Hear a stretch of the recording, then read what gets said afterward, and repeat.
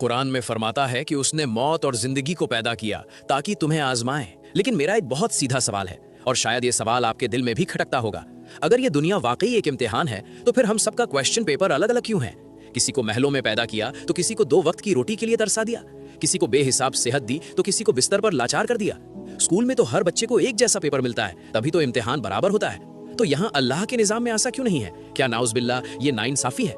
नहीं, हकीकत सुनिए, सबका पेपर अलग नहीं है, बल्कि हम पेपर किसे कहते हैं, हमारी वो समझ ही गलत है। इस गलतफहमी को दूर करने के लिए हमें इंसान की बनावट को समझना होगा।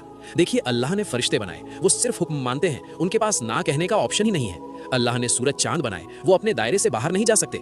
लेकिन इंसान अशरफुल मखलूकात, अल्लाह ने हमें एक चीज देकर भेजा है जो पूरी कायनात में किसी के पास नहीं है, और वो है इख्तियार, यानी चुनने की आजादी।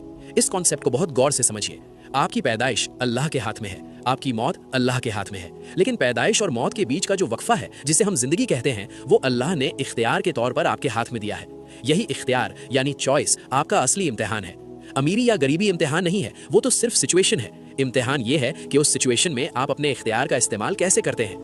हर इंसान, चाहे वो अमीर हो या गरीब, उसकी जिंदगी के हर मोड़ पर उसके सामने 2 रास्ते खुलते हैं। एक तरफ उसका नफ्स खड़ा होता है और दूसरी तरफ अल्लाह की शरीयत। और आपके पास फ्री विल है, आप किसे चुनते हैं, बस यही पेपर है। आइए इसे 3 उदाहरणों से साबित करते हैं। पहला, गरीबी का इम्तिहान। अल्लाह ने एक बंदे को तंगदस्ती दी, ये उसका पेपर नहीं है, ये माहौल है। अब उसके सामने 2 चॉइस है। नफ्स कहता है चोरी कर, हराम कमा, या फिर अल्लाह से शिकवा कर कि मुझे गरीब क्यों बनाया। शरीयत कहती है सब्र कर, हलाल पर जमा रहे और अपनी मेहनत यानी हार्ड वर्क से अपनी तकदीर बदल। उसने अपनी फ्री विल से किसे चुना? अगर शरीयत चुनी तो वो पास है। दूसरा, अमीरी का इम्तिहान, जो ज्यादा मुश्किल है। हम सोचते हैं अमीर मजे में है, नहीं, उसका पेपर सबसे खतरनाक है। दौलत आ गई, ये सिचुएशन है। अब चॉइस देखिए। नफ्स कहता है उड़ाओ, पार्टियां करो, कमजोरों को दबाओ, तकब्बुर करो। शरीयत कहती है ज़कात दो, सदका करो और आजिज़ी इख्तियार करो। अमीर के पास भटकने के 1000 रास्ते हैं। अगर वो अपनी मर्जी छोड़कर अल्लाह की मर्जी चुनता है, तब वो पास है। तीसरा, बीमारी और सेहत। सेहतमंद इंसान का नफ्स कहता है इस जवानी को आवारागर्दी और गुनाह में लगा दो। शरीयत कहती है इस ताकत को किसी मजलूम की मदद में लगाओ। तो बात समझ आई। हालात अलग अलग हो सकते हैं, लेकिन सवाल सबका एक ही है कि जब तेरे पास चुनने की आजादी थी तो तूने किसे चुना, अपने नफ्स को या अपने रब को?